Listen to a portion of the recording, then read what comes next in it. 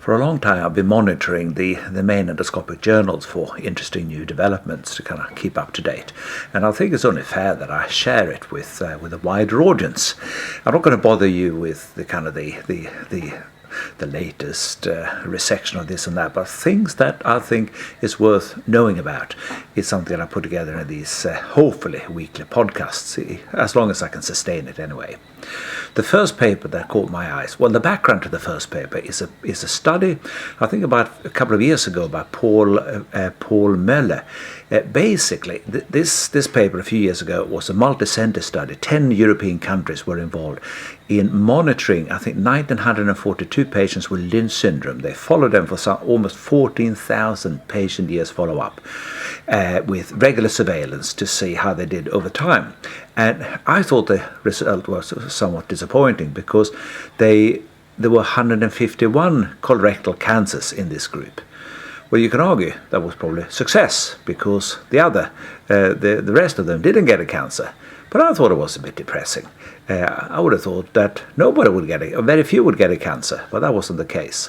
And furthermore, most of the cancer that developed within a year or two after the screening colonoscopy. So presumably something was missed, or it was a very difficult lesion to detect in the proximal colon. And for that reason, there was this study due to be published in GIE in October, caught my eye. There was basically an author called J.F. Hastra that they randomized, I think, 246 patients into dye spraying and no dye spraying. So they all had a colonoscopy and then got to the cecum, and then they dye sprayed the proximal colon from beginning to end to look for polyps with the aid of indigo carmine dye spray. Half had dye spray and the other half had conventional endoscopy. Now, in the white light group, 27% of patients were found to have a polyp, compared to 30% in the dye spray group. And they worked hard on the dye spray. The dye spray group, it took an extra 9 minutes for that colonoscopy to finish. So they believed in this. They looked really, really hard. So it's disappointing to find that there was no statistical difference between the two groups. Furthermore, 2 years later, the patient had the same procedure again. Again, this time though, everyone had colonic dye spray of the proximal colon. And again, there was no difference between the two groups. People who had white light examinations, 26% were found to have another polyp 2 years later, and in the group that had dye spray originally, 28%. So again, surprisingly, dye spray has been shown to be good to find anything in the colon, but it doesn't seem to be of any value at all in Lynch syndrome. Very disappointing. It's safe to say that POEM is in its infancy. It's only been around for about 12 years after all. So I think the first case was published 2007. So there's still a lot to learn on the topic. Who should have it? Achalasia 1, 2, or 3? How far should we extend the excision? A few things to know. We should extend the excision beyond the gastroesophageal junction because that improves the dysphagia scores. But I'm watching the topic closely, and there was this interesting article by Kashab in the forthcoming issue of GIE that looked at two approaches with POEM. You can either do a cut anteriorly, that's in the 1 to 2 o'clock position, or you can do the myotomy posteriorly, that kind of between 5 and 6 position. By going anteriorly, in theory, you are less likely to injure some of the sling fibers of the diaphragm, which could, at least in theory, reduce the amount of reflux patients gets afterwards. Conversely, if you do a posterior approach, you avoid some of the penetrating branches of the left gastric artery, which supplies the distal esophagus. And the real nuisance at myotomy, because as you tunnel down, these little arteries kind of come in from the side, and you have to coagulate each of them before you can kind of go on. So it slows you down. And if you don't coagulate them, you get this horrendous bleeding. It takes ages for it to settle down. Not a showstopper, but it just slows you down. Anyway, So they looked at patient outcomes, PPI use, reflux symptoms, reflux scores rather, and also measured acid exposure in the distal esophagus afterwards with the two approaches.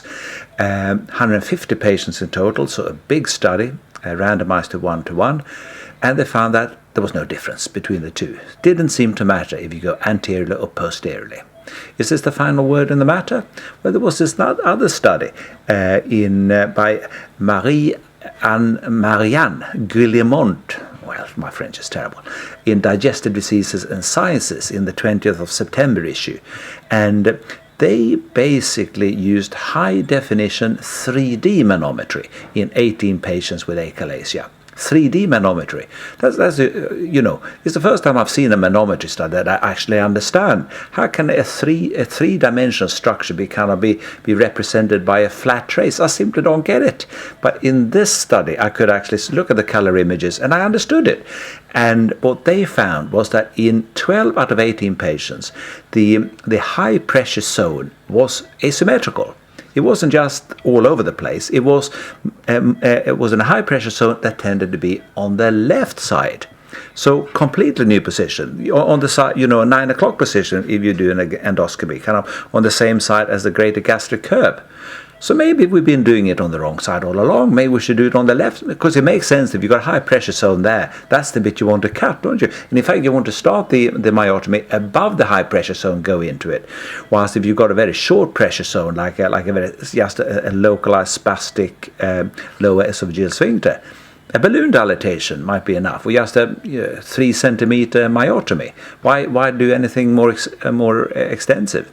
So I think there's a lot to learn still in POEM. There's a lot of science that need put into that before we actually can optimize the way it's done. Now, the next paper, the background to the next paper is that people often ask me, what is the next big thing in endoscopy? I mean, what's the next kind of quantum leap? And there's no doubt about it. It's artificial intelligence. Of course it is. Behind the scenes, it's going very quiet. Going very quiet for a simple reason that Pentax, Olympus, Fujifilm, stores, all the companies and institutions around the world are quietly getting on with image analysis, video analysis rather, and artificial intelligence to do three things really at endoscopy. The hope is that it can actually highlight where polyps are, so it kind of draws our eyes to maybe a little green ring can come up on the endoscopy screen. There's a polyp, have a look at that. Second, it might even be able to characterize the polyp and say that looks suspicious, that one doesn't look suspicious, ignore this one, take this one out. And thirdly, it might be able to tell us that we have pulled back too quickly or forgot a J, in the rectum, in the fundus, and remind us there's a blind spot that we missed. And there was a study in the September issue of GIE, just been published by Chen, a Chinese group, that basically randomized patients to endoscopy with the artificial intelligence, which had been programmed to remind you if you're missing areas, you're missing blind spots, and the other group was standard endoscopies without the software support. And there was a big difference. If you had the software support, the number of blind spots was reduced to 3.5% of the whole gastric circumference. It was a gastroscopy study, versus 22% if you didn't use the software support. I thought I did. I think that I do better than missing 22% of the circumference. So these Chinese guys clearly needed some help, but that's a big difference, isn't it? And the other thing that attracts me, the two things that attracts me about artificial intelligence, one is that if I miss, say, an early cancer somewhere, I can then blame the software. Say it wasn't my fault. Sorry, it was the software missed it, and I'm just I'm just a bystander. Of course, you can't consent away kind of bad practice like that. Whether you're driving an automatic car or not, you're still responsible for driving it, aren't you? You can't blame the software, at least not yet. The other thing that attracts me about artificial intelligence is how does it draw the attention to the fact that you miss something? maybe a little electric shock perhaps. I think I've been an endoscopy lead for too long, really. Now the next study was on the Hemospray. You know about the Hemospray device. I had great hopes for it when it was first launched by Cook. A device where if the standard treatment of a peptic ulcer bleed failed, you injected adrenaline, you put heat on the bleeding vessel, and it's still bleeding. Then instead of phoning Dr. Rembacken to crawl out of bed in the middle of the night, you can reach for the Hemospray and stop the bleeding. Now, at least in my hands, it's been somewhat disappointing because every time I needed it, when I really needed it, I managed to clog the catheter. I go too near to the blood, it fills my catheter with blood, and it simply doesn't work anymore. It's worse than that. I even on one occasion managed to block my whole channel. I don't know how it happened, but I couldn't unblock the channel, so I had to change the scope. So I had high hope for this study that was published in GIE you got the reference down there. Basically, there were 25 Spanish centers managed to gather 290 patients with an upper GI bleed, and they concluded that the Hemospray was safe and effective. Great. But then, if you closer read the study, which I did because I really need some help with the Hemospray, there were only 61 patients who had a peptic ulcer, and in only 18 of these patients was it a peptic ulcer bleed, which was actually spurting arterial bleed. And that's the time when you reach, well, at least I reached for the Hemospray. And it didn't look so good for these guys either. In 6 out of these 18 patients, these Spanish centers managed to block the catheter. Either in 5 cases they blocked the catheter, and in the 6th case they blocked the scope. Now, what this study, of course, needed was a good control group, and without a control group, I don't think that I can agree with the authors that they've proven that the Hemospray is safe and effective. And clearly, I still need some teaching on the device.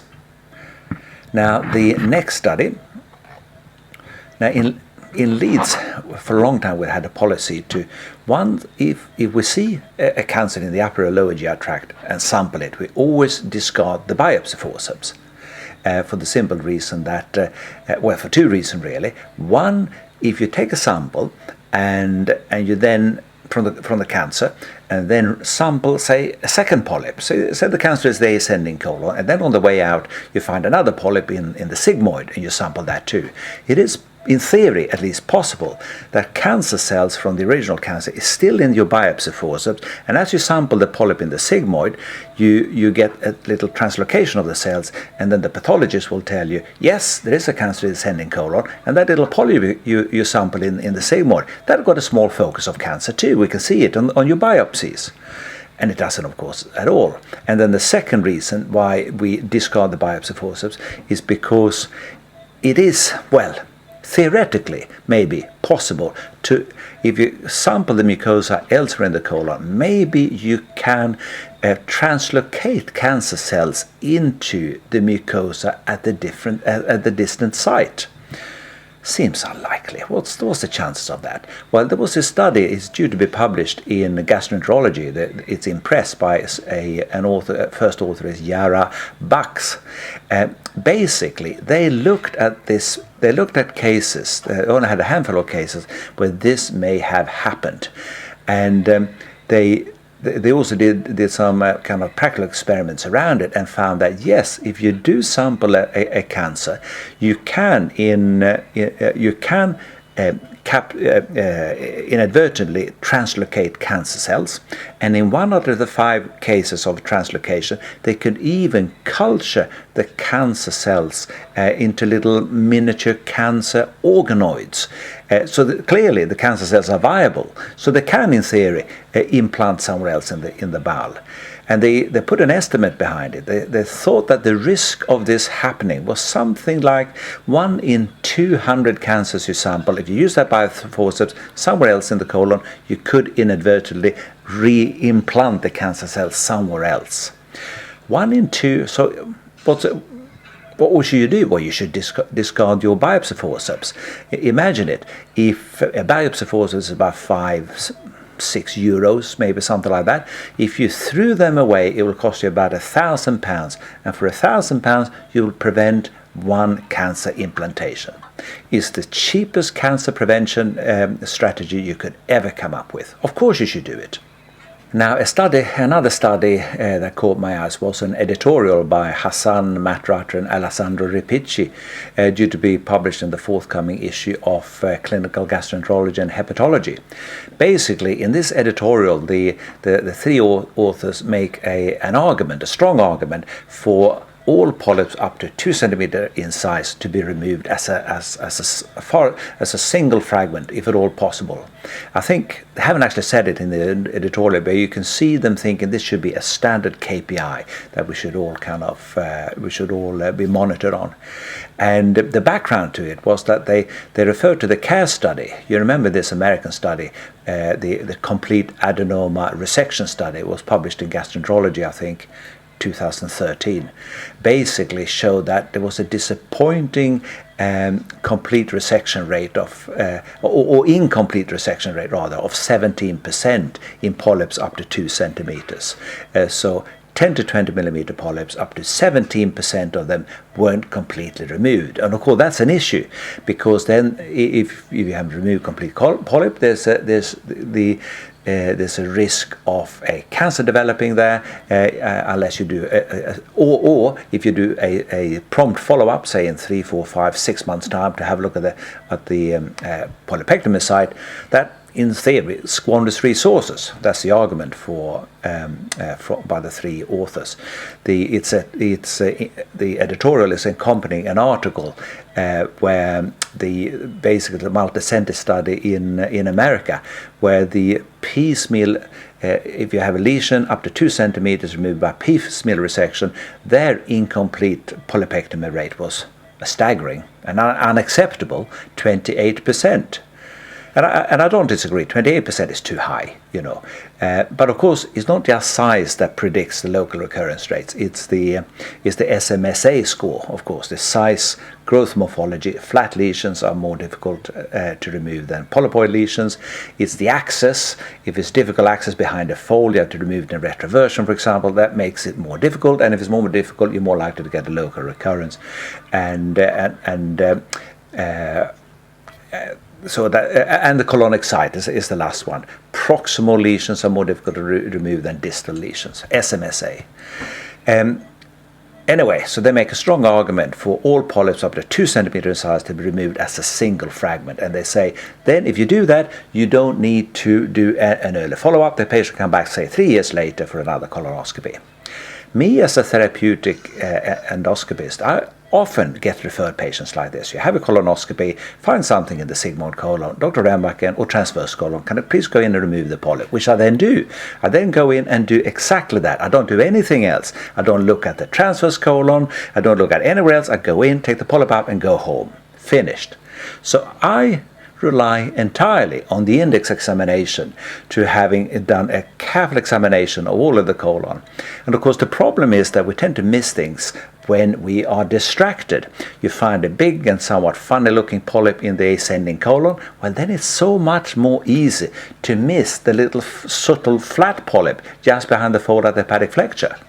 So I don't know that is actually correct not to bring people back 3 years later, because that distraction effect might actually mean that it's a wise thing to do, is to bring them back 6 months later for a full check colonoscopy, make sure there's nothing else nestling in the colon.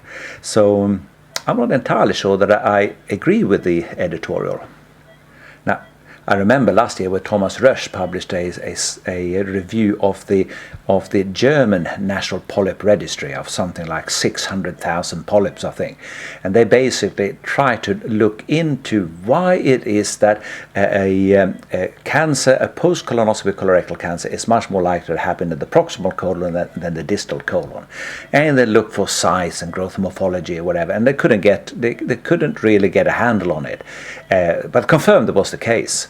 And they concluded that maybe there's something to do with maybe flat lesions or serrated lesions, hard to detect lesions in the proximal colon are more likely to turn aggressive and give rise to post-colonoscopy colorectal cancer. So that's another reason why I'd be more comfortable, I think, to, after the polyp is out, 6 months later, or maybe earlier, go back and exonerate the rest of the colon and have a look at the polypectomy side, whether the lesion's been removed single fragment or not. And I think that concludes my interesting article trawl for this week. Thank you very much for listening.